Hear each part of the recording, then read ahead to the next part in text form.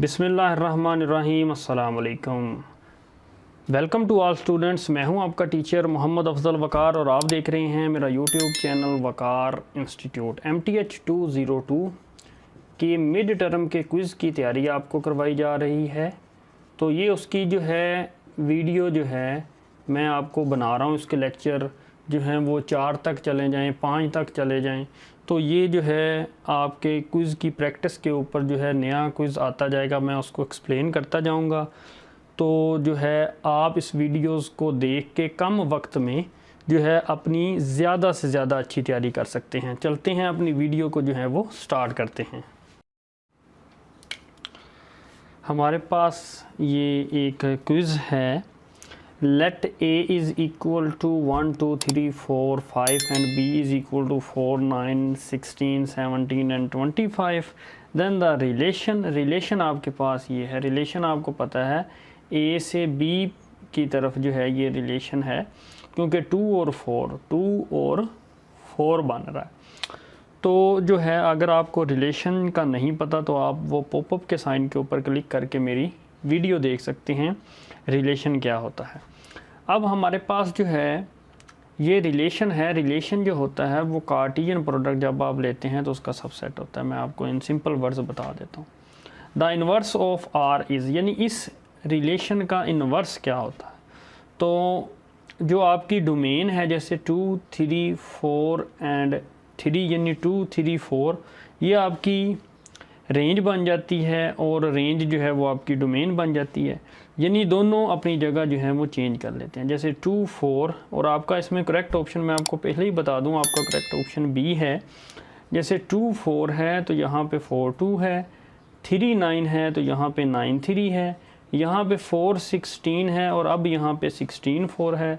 यहाँ पे 3, 17 है और अब यहाँ पे क्या है 17 और 3 है। तो ये इन्वर्स है कि ए ने बी की जगह ले लेनी है और बी ने ए की जगह ले लेनी है। जो फर्स्ट एलिमेंट उसको हम ए कह रहे हैं और जो सेकंड एलिमेंट है उसको हम बी कह रहे हैं। यानी इन दोनों ने अपनी जगह बदल लेनी है रिलेशन में, तो वो आपका क्या है इन्वर्स है। तो ये जो है इन्वर्स का कंसेप्ट था।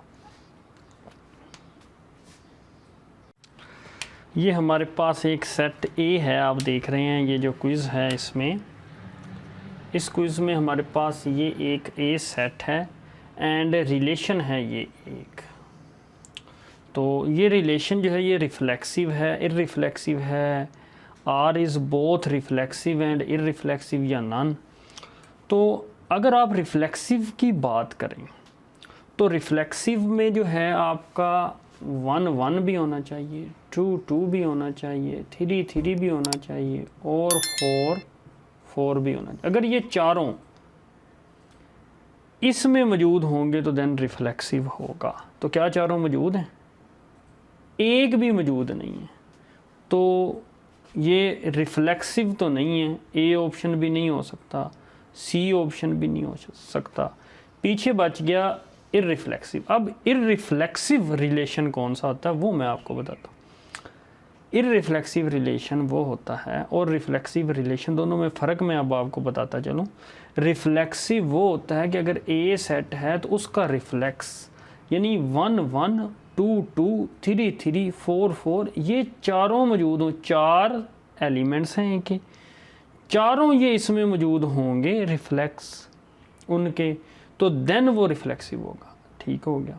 अब इररिफ्लेक्सिव कौन सा होगा कि इन चारों के रिफ्लेक्स में से किसी एक का भी अक्स इसमें मौजूद नहीं होना चाहिए।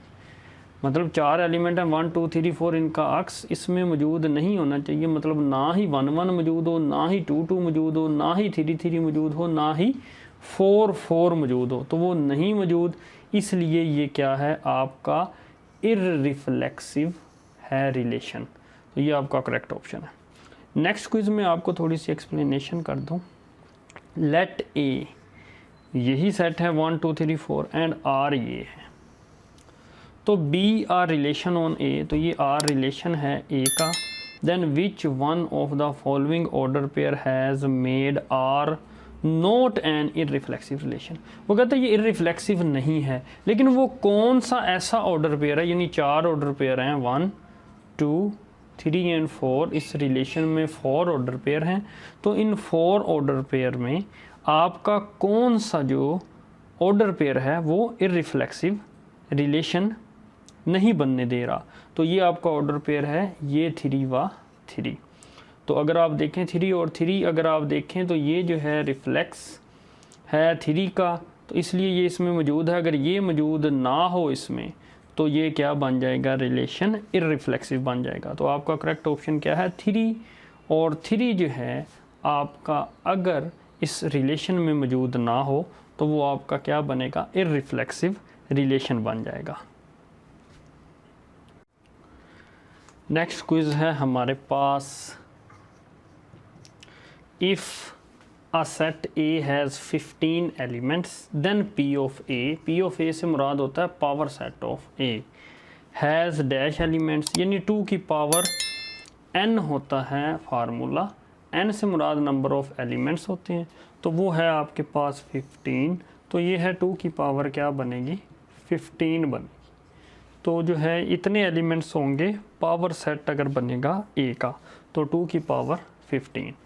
तो यही है आपका फार्मूला, तो ये आपने जहन में रखना है। इससे मुतल्लिक मैं कुछ और क्वेश्चन आपको करवाऊंगा, वो ज़रा अगली वीडियो में आपको एक्सप्लेन करूंगा। रेंज ऑफ द रिलेशन, ये हमारे पास एक रिलेशन है। रेंज क्या होती है? किसी भी रिलेशन के सेकंड एलिमेंट्स, ये आपके सेकंड एलिमेंट्स हैं 1, 22 एंड 34। तो आपका करेक्ट ऑप्शन क्या है? वो ये है। अब मैंने ना आपको कंसेप्ट देना है, तो मैंने एक रिलेशन लिखा। ये क्विज़ जो है ये एंड हो गया। अब ये क्विज़ की बात कर रहा हूँ मैं। Let R is equal to 1, 2, 3, 4, 5, 6, 7, 8। अगर हम इस रिलेशन की डोमेन की बात करें तो फर्स्ट एलिमेंट है यानी 1, 3, 5, 7। तो करेक्ट ऑप्शन क्या है आपके पास? इसका A है, क्योंकि फर्स्ट एलिमेंट है 1, 3, 5 एंड 7।